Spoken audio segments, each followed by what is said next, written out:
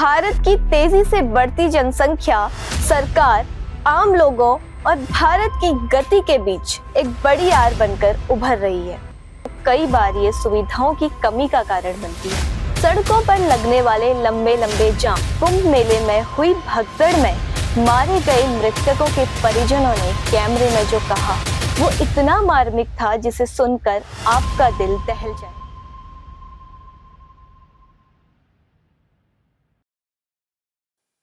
भारत युवा शक्ति और तेजी का देश है, जहां विकास तेज गति से दौड़ता है। दुनिया की महान और बड़ी अर्थव्यवस्थाओं के बीच भारत ने अपनी एक अलग पैठ बना ली है। आज दुनिया भारत को सबसे युवा देश का तगमा देने से पीछे नहीं हटती, लेकिन भारत देश जहां अपने विकास पथ पर चल रहा है, वहीं जनसंख्या उसके लिए एक बड़ा सिरदर्द बनती जा रही है। भारत की तेजी से बढ़ती जनसंख्या, सरकार, आम लोगों और भारत की गति के बीच एक बड़ी आर बनकर उभर रही है। आबादी के मामले में भारत ने बीते दिनों में चीन को पीछे छोड़ दिया है। ये विश्वास करना मुश्किल है, जैसा लगता है कि 1947 के 35 करोड़ की जनसंख्या वाला भारत आज 150 करोड़ की जनसंख्या के आसपास बैठा है। बढ़ती जनसंख्या किसी भी विकासशील देश के लिए कई कारणों से मुश्किलें पैदा कर सकती है। कई बार ये बेरोजगारी का कारण बनती है, तो कई बार ये सुविधाओं की कमी का कारण बनती है। कभी ये गरीबी का कारण बनती है, तो कभी ये भुखमरी का कारण बनती है। कभी ये आपसी मतभेदों के कारण बनती है, तो कभी ये व्यवस्थाओं की कमी से हताश मानव जाति का रूप ले लेती है। ऐसे ही ना जाने कितनी परेशानियां हैं जो बढ़ती आबादी के कारण किसी भी विकासशील देश के लिए और उसकी सरकार के लिए बड़ी परेशानियां बनकर खड़ी हो जाती हैं।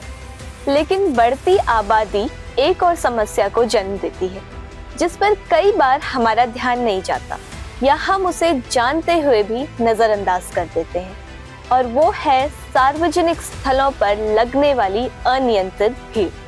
सड़कों पर लगने वाले लंबे लंबे जाम, रेलवे या पब्लिक ट्रांसपोर्ट में अनियंत्रित और अव्यवस्थित तरीके से यात्रा करते लोग, जो हर वक्त किसी अनहोनी की आशंका को बढ़ा देते हैं। आज हम इस पर बात क्यों कर रहे हैं?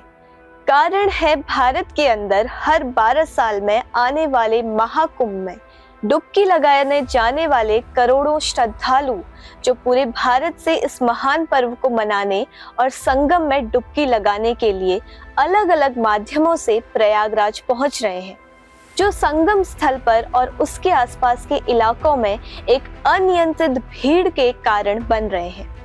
पिछले दिनों संगम स्थल पर भी भारी भीड़ के चलते भगदड़ मच गई थी। उत्तर प्रदेश के प्रयागराज में मौनी अमावस्या के स्नान के दिन जारी कुंभ मेले में मंगलवार की रात तकरीबन 1:30 बजे एक घाट पर भगदड़ मच गई, जिसमें बीबीसी की रिपोर्ट के अनुसार कम से कम 30 लोगों की मौत हो गई और हादसे में दर्जनों लोग जख्मी भी हुए। लल्लन टॉप की एक रिपोर्ट में कुंभ मेले में हुई भगदड़ में मारे गए मृतकों के परिजनों ने कैमरे में जो कहा वो इतना मार्मिक था जिसे सुनकर आपका दिल दहल जाएगा। हमारा बच्चा का पापा, हम मर जाएंगे क्या? हमका नहीं बेटा। परिजनों ने बताया कि भीड़ इतनी बेकाबू थी कि लोगों को पता ही नहीं चला कि वो किसके ऊपर चढ़ रहे हैं और किस प्रकार लाशों को मलबे के अंदर से निकाला गया। एक मासूम सा बच्चा जो अपने पिता से कहता रह गया कि पापा हम मर जाएंगे, और उसके पिता उस मासूम को दिलासा देते रह गए, लोगों से कहते रह गए कि सहयोग करिए, लेकिन उस भीड़ में सुनने वाला कोई नहीं था। और इससे भी दिल दहला देने वाली घटना हुई दिल्ली रेलवे स्टेशन पर, जहां दिल्ली से प्रयागराज जा रही ट्रेन में चढ़ने के लिए भीड़ इकट्ठा हो गई। उस अनियंत्रित भीड़ ने देखते ही देखते भगदड़ का रूप ले लिया और उस भगदड़ में 18 लोग मारे गए। भगदड़ का कहर इतना भयानक था कि एक पिता से बिछड़ी बच्ची का शव सिर पर घुसी हुई रॉड के साथ मिला। भगदड़ जैसी घटनाएं केवल इन 2 तक सीमित नहीं है।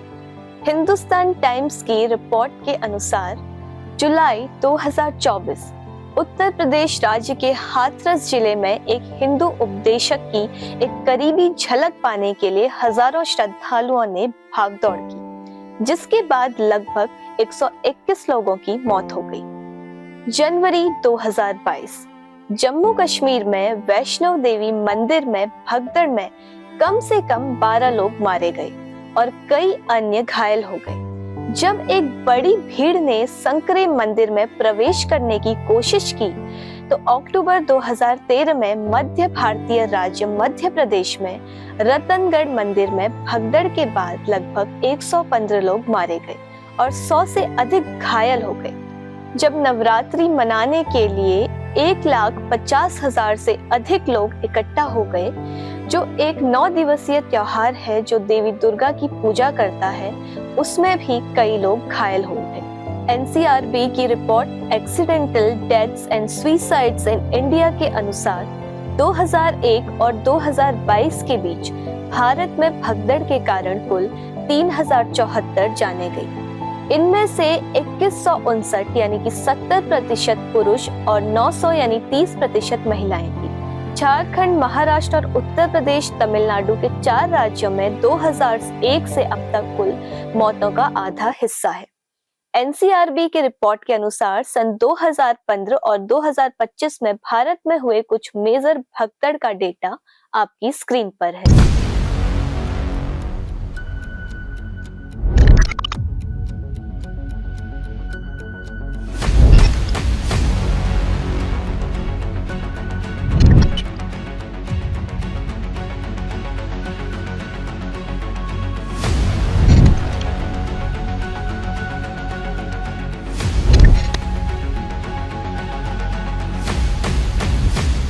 भगदड़ अब भारत में एक आम घटना बन चुकी है। हर वर्ष हजारों लोगों की जानें इसकी वजह से जाती है।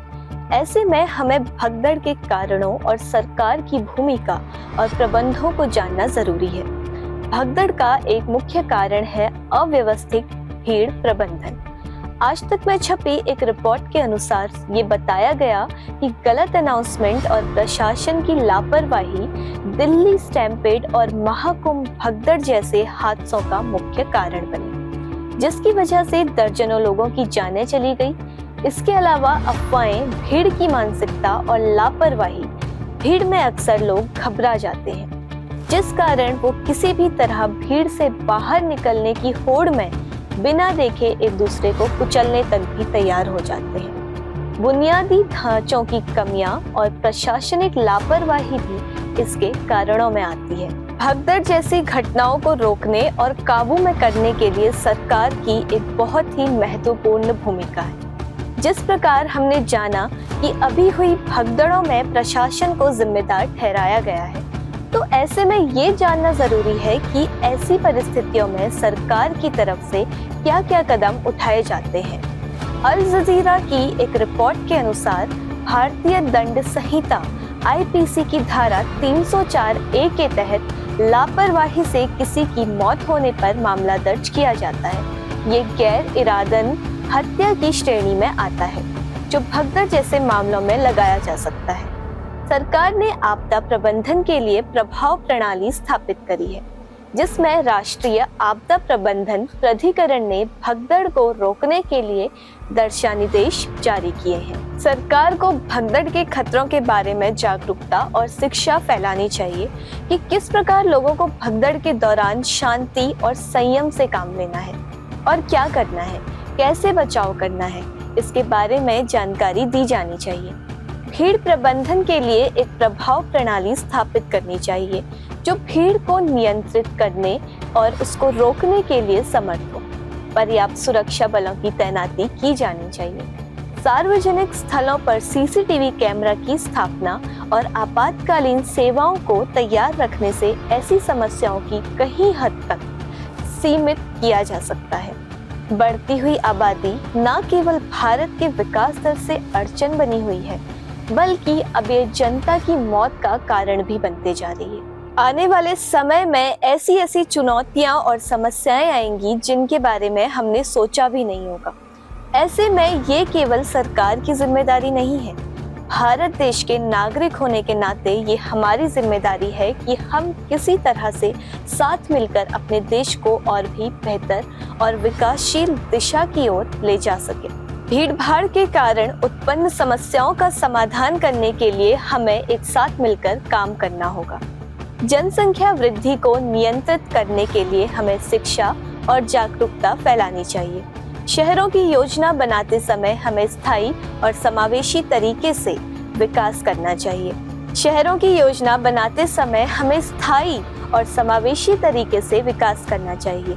सार्वजनिक परिवहन को बढ़ावा देने से हम भीड़ भाड़ को कम कर सकते हैं। इन सुझावों को लागू करके हम भीड़ भाड़ के कारण उत्पन्न समस्याओं का समाधान कर सकते हैं और एक सुरक्षित और स्थायी भविष्य की ओर बढ़ सकते हैं।